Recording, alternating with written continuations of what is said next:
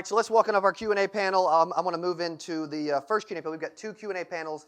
Then we will head to lunch. So please welcome the first individual for the Q&A panel, Mr. Hunter Powell.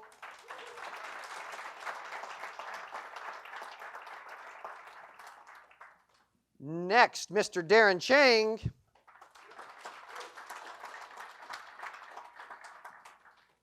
Hey, Matt, come grab this real quick and take us to Dallas or Brett for me just to make sure we get it on and figured out. Next, Mr. Tylyr Tingue.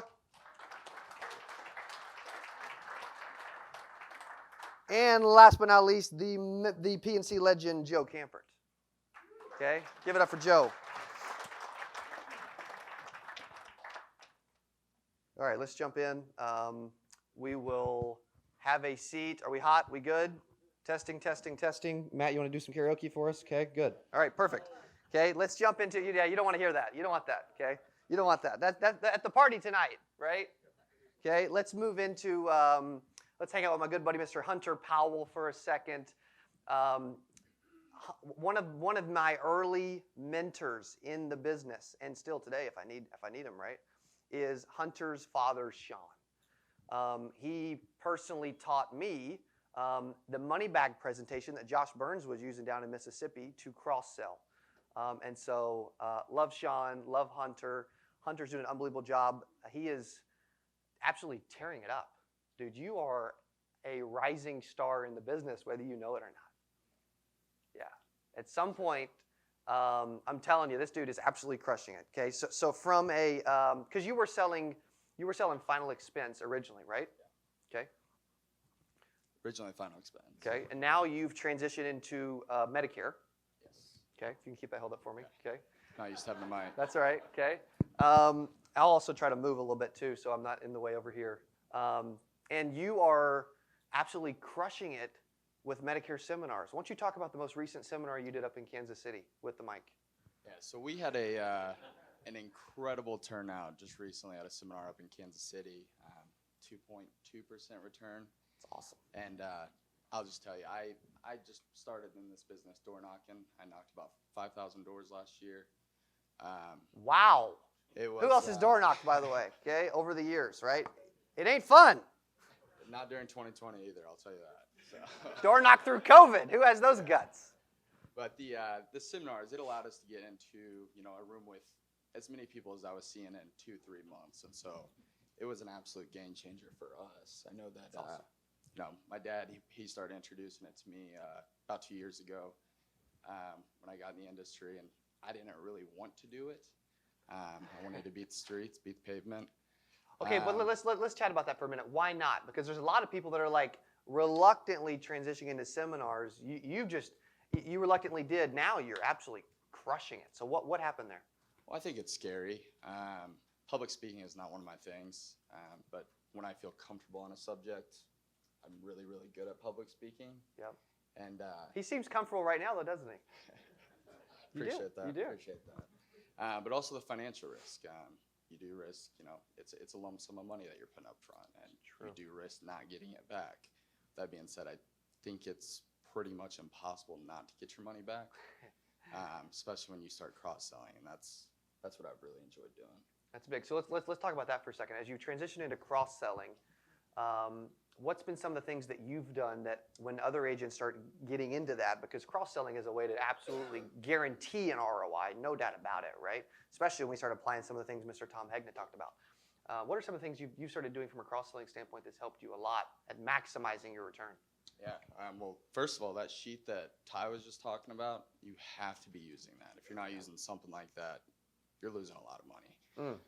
They're going to buy these products somewhere, might as well be from you. That's right. But cross-selling is really the feel and the whole process. It keeps the marketing budget going. I know Heartland, their hospital indemnity product, that's pretty much what fuels everything that I do. Because I have no renewals, and so I can't bank on 2 months down the road having money. I have to be cross-selling to get my money. How often do you attach that hospital indemnity plan from Heartland to a sale? 40% of the time. 40%? Yeah. Okay, good. That's solid, right? That's a lot better than most. What else have you had to look?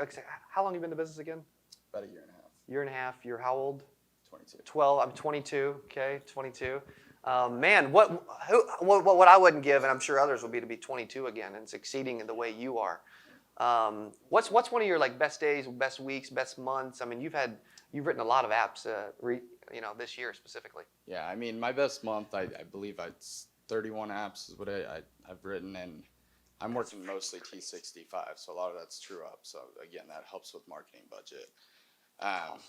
One thing that I do that's really helped me is if I'm having a rock solid week as far as appointments being scheduled, you have to set your big appointments on Monday. It gets the momentum going, because like Brian says, if you have a successful day, your next day, if it's successful, you got to string those days together and you're going to have a successful career. So really just staying consistent. I don't like taking days off personally. I think I lose momentum. So Mondays have to be strong. Hashtag no days off. There we go. Yeah. Where's your, obviously your work ethic comes from your father. What else did you pick up from Pops?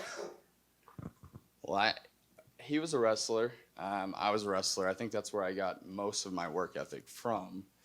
What else did I get from your dad? There you go. Good looks. Absolutely. Yeah. It helps. I mean, I can relate because it helps so much having a father with so much experience, someone to lean on. Mm-hmm. And it's kind of funny. Most people say, well, you're successful because you're dad. Well, it'd be weird for a successful dad not to want to help a successful son, right? It'd be really weird. Yeah. I'd be like, that'd be odd, I want to talk about that because your dad you've been able to lean on him, right? And ask questions and help along the way. And not only, things that he's done right, but he's also taught me a lot about what he's done wrong and things that he's changed. And it allows me to patch up those deficiencies. And just create a more strong process. And I think, learning from some of his mistakes, some things that he would have done a little different, has helped me all the more. So I appreciate that. Boom. That's awesome. That's awesome.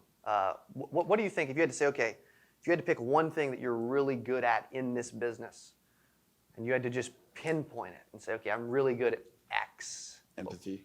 Empathy? Empathy. Okay, talk about that a little bit. Because I feel it too, by the way, right? You can tell this is one of the most genuine dudes in the room. I appreciate that. When I meet with a client, I want to know their situation. I want to feel like family to them. And I think if you come from a place of empathy, you're going to be able to sell. I don't consider myself a salesman. I consider myself, an educator, a helper, a friend. That's really, at the end of the day, what I want to be to my clients. And, once you gain that trust, then if you're really doing the right thing for the client, everything's easy from there. So yeah, that's huge. Yeah. That's huge. I love that. That's one area that, you can come at it from a salesperson standpoint, right? But if they trust you, right, and they feel that, you're probably closing literally almost every person you sit down with. There's no reason why you shouldn't. Yeah. No reason. Say it again. There's no reason why you shouldn't close everybody. Say that again. There's no reason why you shouldn't close everybody. Say that again. Boom. Okay, give it up for Hunter Powell. Great job, buddy. All right, next up, Mr. Darren Chang out in Oklahoma. You're near Tulsa, right? Broken Arrow, southeast Tulsa. Broken Arrow? Oops, okay. Sorry, southeast It's Tulsa. easy to do, right? Yeah. It's easy to do. Broken Arrow, Oklahoma. How long have you been in the business? I've been a licensed agent since 2004, but I started concentrating on Medicare about 2017. Okay, yep. Awesome. You know what I think? When I think about Darren Chang, buddy, I think of a absolute med-sup machine. Do you ever just tell yourself that? I hear it, but I never tell myself that. Or you hear it now, right? Yeah. Well, once we got to know each other, I was like, man, there's something special about this dude. We're very fortunate to have you working with SIG along with all the other amazing agents we have. Once you got into Medicare, how was that transition to where now, you're really good at selling med subs? Was it finding a system? What are some of the things you had to learn along the way? There was a system. You kind of dabble a little bit and do different things, and you kind of find what works. And, I think for me, I'm a little nervous, sorry. But I think, believe it or not, I'm nervous right now, but I'm actually very good on the phone. So When I'm calling people, that's the main thing that I do is I don't really do appointments. I just do everything over the phone, and I found it to be very efficient. Wow. And all of our business that I've wrote has just been that way. So All virtual. all virtual. And I think when I started out, I was, I was thinking that it would have to be a screen share, to kind of build credibility. And you'd be surprised that I haven't had to use any of that technology. Wow. Everybody that I've written, I wrote 10 apps last week, and that's just in 1 week. Boom. And that's not including the cross-selling. But probably about, I'm getting close to 30. For the month. Yeah. It's like the 20th. But it's one of the things that I think helped me out is just I think having a system in place. Mine happens to be, just being very good on the phone, listening, explaining things well. I think also having a good template, like an email template, that hits all your information in. When a customer receives an email quote or whatever, they see all of my information in there. They see my license number. They see a picture of me. They see all the steps of Medicare from start to finish, what needs to be done. So it kind of keeps them on track of what they need to do. So they'll say, okay, you've just completed the first step of Medicare, which is your supplement. The next step, the second and third, is going to be your Part A and Part B done on this date, and blah, blah, blah. It keeps them very organized. And I think with that system, it just seems to work well with me. I seem to also, when I talk to a client, let's say if I always assume I'm going to write it the moment I talk to them. I never assume that it's going to be done at a later date. I try to push to get the sale done right away. When that doesn't happen, I'll send an email out, and it'll have the quote, and the quote will actually have the supplement, and then with what it'll be with the dental vision hearing. And you'd be surprised how many people will go for the dental vision and hearing attached with it. And I think that's really helped out a lot. Once you get the supplement and the dental vision hearing, you'd be surprised that the last step's really easy. They call you, and they want to get the Part D done. And, that's usually wraps it up for me. So, Wow. Yeah, Man. it's a system that's worked, and I've gotten a lot of business from it and keep writing that way. So That's strong. I love that. There's been one common thread between our two Q&A panel speakers so far. They both said something very identical. Did anybody catch it? They assume they're going to get the sale every single time, both of them. Okay, so if that's not something that's happening for you, I would jot that down and make sure, okay, when I go into a call, I'm assuming I'm getting the sale every time, because the clients can feel that, right? When we used to have a call center back in the office, I would tell myself before answering the phone for a live transfer, you are going to make this sale. This call is going to go amazing, right? Like, why is that important? Because your personal confidence is really important. As far as how you're getting in front of people, because you're working T65, what are Yes. some of the main things that you're doing to get in front of people? For me, it's just direct mail. I use Lead Concepts, a great company. I've used ARM. I've used Kramer. I think Lead Concepts seems to have the best CRM. So if you're trying to stay organized with clients that you've talked to, and you're scheduling a different date to where you're going to contact them again to write up the app, direct mail for me just works. It works. And I think a lot of people do direct mail mainly to set appointments. For me, it's a little different. I set the appointment for the telephonic app. So you call the direct mail lead to book an appointment. that's right. If I call it, I'm assuming to write it. If I don't, for any reason, get to write it that day, I'm setting the date to when we are going to write it after I send them the information. Okay, so calling it, step one is to close it. Otherwise, I'm going to book an appointment to That's follow right. up. That's Okay, right. good. And then I send them all you'd be surprised how many people will sign up with you on the first call. It happens a lot. Is there like a super secret ninja phrase you got that works really well? No, for me, it's kind of weird because, when I say, I'm working in Oklahoma, and I live in, southeast Tulsa, which is Broken Arrow. But a lot of the people I'm calling are in very rural parts of Oklahoma. Yeah. And when you say Darren Chang, that's a tough thing to overcome. They go, who? And I go, Darren Chang. And they go, are you like Asian? Yeah, but so that's a tough thing to overcome, but I still overcome it. And you'd be surprised how friendly they are towards me. And I get to write a lot of the business. And so it's about, I don't know if there's a real catchy phrase that I use. I'm just as genuine as I can be. I try to explain it as well as I can. I think there is a little bit of what I say, I think, just the same spill over and over again, but that spill seems to work, and it just keeps working, and so I keep using it. I think I've kind of came up with my own. It's not something that I've heard anybody else use, but I had to adapt it to myself because, other people's, sometimes it's good, but it doesn't work for me. Right. So You follow a script, or you've got it? I wrote my own. Okay, good. I wrote my own, and it seems to work for me, but Yeah, it does. and I just keep using it. As long as it keeps working, I'll keep using it, but I have to get creative if it stops working. I don't see that changing, by the way. No, I don't Okay. think. I don't see that changing at all. There was another common theme between the two speakers. He just said it a couple minutes ago. What was it?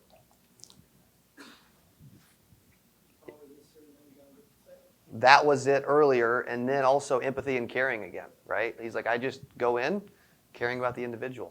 Yeah, that's one thing. Service, I think, really helps me. I mean, when I tell them I'm going to call them, if I do every follow-up, if they call me, I get on it right away. As far as retention goes, I try to make sure that I follow up with everything that the client asked me to do. I make sure it gets done. I think that's really helped a lot, and I've gotten a lot of referrals from it. So, I think, just making sure that you listen to your clients, just not try to get the sale and not care about them after that. You have to really take care of your clients, and they will refer business to you. So, that's worked for me. I love it. Well, you're obviously doing extremely well to get to 30 new med subs in the first 20 days, total days of the month, probably like 15 business days. Pretty incredible, man. That's awesome. Yeah, and the cross-selling, you'd be surprised, because med subs, they at whatever level of commission you're at, but when you do the cross-selling, I mean, it just adds so much more to it, especially with some of the commission rates that you get for, like, Manhattan, for instance. I mean, they really pay a lot, and it just makes it worthwhile to sell them. I mean, if you're not cross-selling, you're missing out. Which product with Manhattan specifically? Dental vision. Dental vision hearing, DVH. Okay, good. Yeah. Good. I love it. Man, is this good dude good or is this dude good, by the way? Okay, I think we got a question here. Excuse me. How many of those new med subs that you wrote originated from the direct mail? There were a lot of those referrals. No, actually, the new stuff that I wrote was all from direct mail. Mm-hmm. All sales coming from new direct mail. Wow, that's huge. And I hear agents a lot, and there's no wrong way to do it. It's just for me, I just like to do it over the phone and just be more efficient that way. I seem I can cover more ground, and I take the entire state of turning 65. I don't just, target a certain county or whatever. I take the entire state, and I'm looking forward to maybe, hitting other states as far as that goes. But just in Oklahoma, it keeps me busy enough. What's going to happen if you get 10 direct mail lead cards? What are your typical results in that example? I mean, you'd be surprised. Maybe 7 may not answer, 3 will, but then you call them again. And then another thing too is calling it twice on cell phones. If you call it once and they don't answer, I can assure you they're seeing the number. They just they don't know who it is. Call it again, and you'll be surprised. They'll pick up the phone and you just act like they didn't. You didn't even realize that you called them the first time. Just play it off like that, and the next thing you know, you just go into your spill, and you'd be surprised how many you write that way that didn't answer the phone the first time, but with the second. Have you found a certain time of day is better? No, it's kind of sporadic. I know this sounds goofy, and I'm not a guy that sits there from 9 to 5. My work ethic is probably not the best. I seem to write like 3 or 4 apps real quick, and then I'll look at my wife and say, let's go hit lunch. I'll be gone for 3 hours and then come back, and I was like, I got nothing better to do, so I'll go get back on the phone. And it's kind of a goofy schedule. I mean, I don't recommend it. I'm just saying that's just seemed to work for me. I love it. That's amazing. Give it up for my buddy Darren Chang.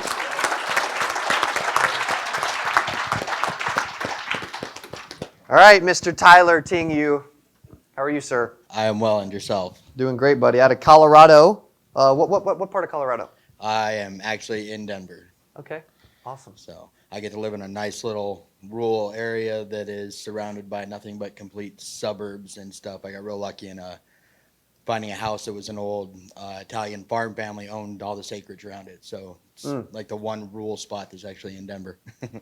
That's awesome. And you're working with Joshua Youngs, Yes, sir. who is also a machine. I hear you guys are quite the duo, man. A couple of machines yourself. Yeah, maybe. What do you think? I mean, so for those that don't know Tylyr yet, how long have you been in the industry?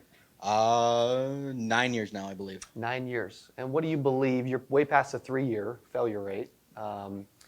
What do you believe has been the secret to your success over those last 9, and even more recently, the last couple years? Determination, support. I've actually known Joshua for 35 years now, and he's put Wow. up with me, and I him. So he's been a great coach and an excellent leader, Yeah. leading by example and really providing that training that's crucial to be knowledgeable on what you're talking about, as well as encouragement to provide the drive. That's right. He's a good dude. He leads from the front as well. He'll be speaking later this afternoon. Dude writes a freaking crap ton of Medicare business too. It's insane. What's your number one referral source, and what would you like to share there? My number one referral source for an individual source would be APO, which is Asset Protect One. It's a big wealth management company out in Denver. They specialize in helping people with their retirement planning. This particular group only works with individuals who have 250 more that they're working on their retirement planning, and really wanted to connect with them in a way that would benefit their customers. So I lose out on a bit of the cross-selling opportunity in there in one regard, because obviously I'm going to respect that relationship and not necessarily take business away from them for what they're doing, but anything they're leaving on the table, Medicare, dental vision hearing, final expense, GTL, Heartland, indemnity type products, I'm scooping all of that up. And the best part is that they send me thank you gifts for it, for taking care of their clients, because it makes them sticky to their clients, because they have the Medicare guy to take care of them. That's awesome. And that was Asset Protect One? Yeah, What type of company is that? they're a wealth management, financial and retirement firm. Okay. And have you seen that to be a pretty common thread at that type of company? They just don't do Medicare? Yeah, most of them don't, and the ones that do disservice the crap out of their clients, because they'll be like, oh yeah, get a med sup, here's plan F, plan G, whatever the hot topic is at this point, and that's all you need. And I've literally ran into people who are doing that, and then I sit down and talk to them, and they're like, well, why this? And it's like, well, where's your drug card? What do you mean, where's my drug card? All right, now you got penalties, you got all this. They have no idea what they're doing in the Medicare realm or beyond that financial investment piece. They just know that they need to protect that big potential out of pocket for the big time cancers and stuff. And Yeah. it really is just a lack of service and knowledge and care. And if you can get in and sit down with these type of guys and explain to them, like, there's a whole realm here that you're not covering. And So how do you approach that? So if someone wanted to just right now go and get in front of a company like that, right, and have a lot of inbound referrals, which doesn't suck, what would they do? I mean, get in touch with them. I mean, you've always got kind of a gatekeeper system. That's always a challenge. So just showing up is the best way to do that in a lot of cases. COVID makes it a little bit more of a challenge because offices are closed and they're not open. But if you can get in there and get in front of them, just like, hey, guys, I work with a lot of other agents that, are in your type of profession in the area, and I found that there's a big gap in what's being done. And what ends up happening is you guys don't service your client properly. They end up losing money that they should be investing and putting into accounts that you can set up for them. And it's all because you're not telling them to get the drug card. You're not telling them to get a dental plan. You're not telling them to get an indemnity product to go along with this. Or they're wasting $25,000 over the next 10 years on a med sup when really they would have been only spending 10 on an MA. Wow. That's good. And about how many referrals do you think you get from that? That one source, usually 60 to 80 a year. That's not bad. Okay, who else would like that? I'm like, okay, I'll take 60, 80 clients that are literally referred, and that I'm the expert and the authority to help them. Well, the best part of that is that they call me, and then their sister, their neighbor, their friends have called me, and at this point, I'm exclusively referral based for the last 2.5 years with Wow. everything else that I've had going on. That's amazing. That's a little easier than cold calling, cold door knocking. You know, that's huge. Snitch gives you more time in your day for sure. Yeah. What else do you think has been a big part of your success? Some things that you maybe do that are a little different, that are unique, or that Josh has trained you on, that you're also doing along with the referrals? Maybe not to get in front of people, but to help your clients in general. Well, not to blow your what's the common thread here, but empathy. Really engaging with people and knowing them. They mentioned over here earlier when Ty was up about having contacts on the phone. I showed Cindy earlier. I mean, it just goes and goes and goes. And she was referred by Rick Ortiz. If I go to the notes, she's got a, sub G. Oh, wow. You put actually who they referred by and the plan. Referred by Ken Mettinger, their IEP was 10-120 and 2-121 and what they've got. So having that on there, when they pull it up and it pops up on the screen, it's that personal touch. And I mean, I have a really good memory for a lot of it, so I can pull off a lot of the more memorable clients off top. But it really is one of those, when they call, hey, Rick, how you doing today? Awesome. How's Barbara doing? Great. And when you can get those other touches with them, I've got a couple out in Lakewood. Their grandson, Landon, runs a screen printing shop. So whenever I talk to him, I try to check what he's doing, how he's doing, getting that up and running and knowing what that's going on. I remember them because the last name is Schwartz and Spaceballs. So, There you go. That's awesome. That's really impressive. All right, give it up for my buddy Tylyr Tingue.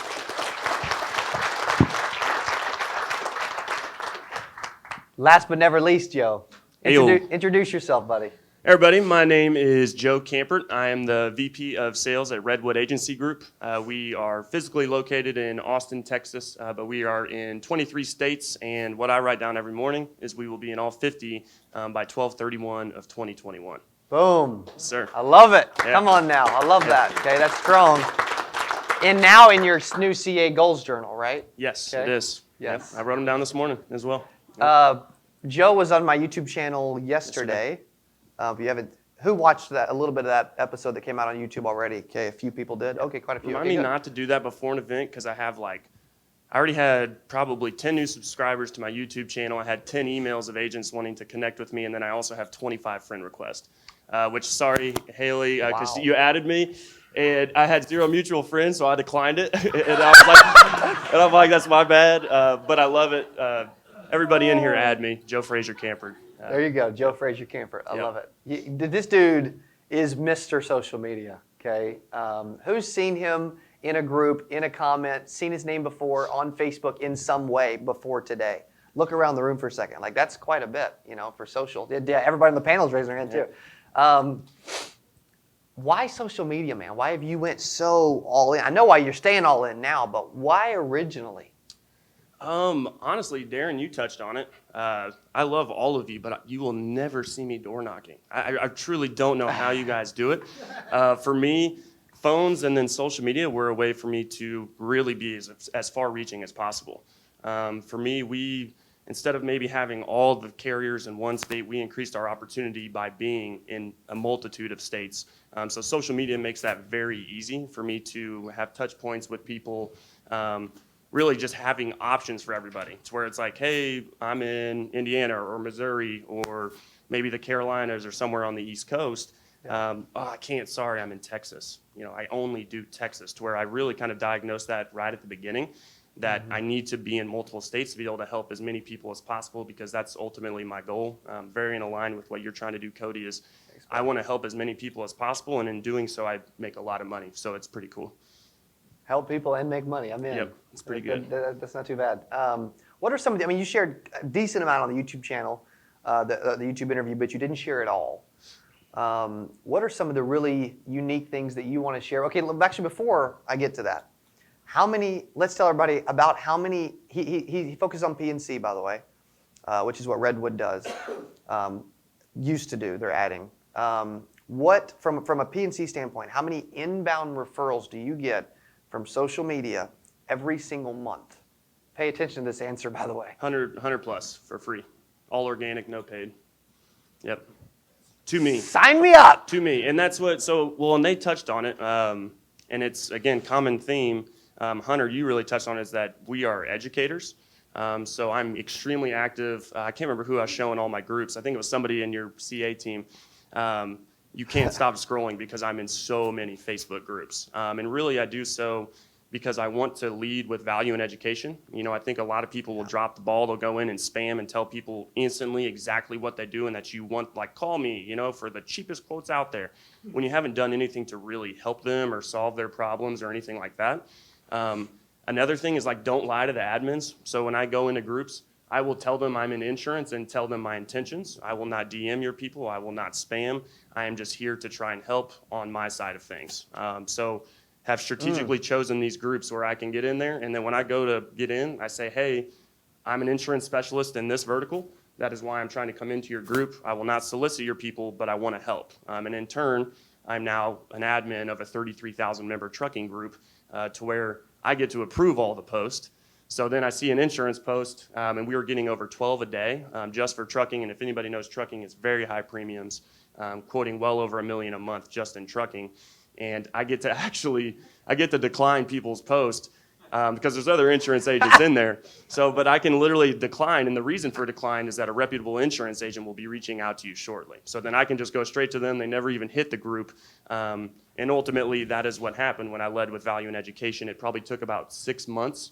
I call it group mining, just going in and just providing as much value and education as possible. Hey, how do I get started? Or, you know, how do I get in touch with RMIS or any of this? And I'll just go in and say, here's their direct contact number if you can't get it through, the email, whatever it is.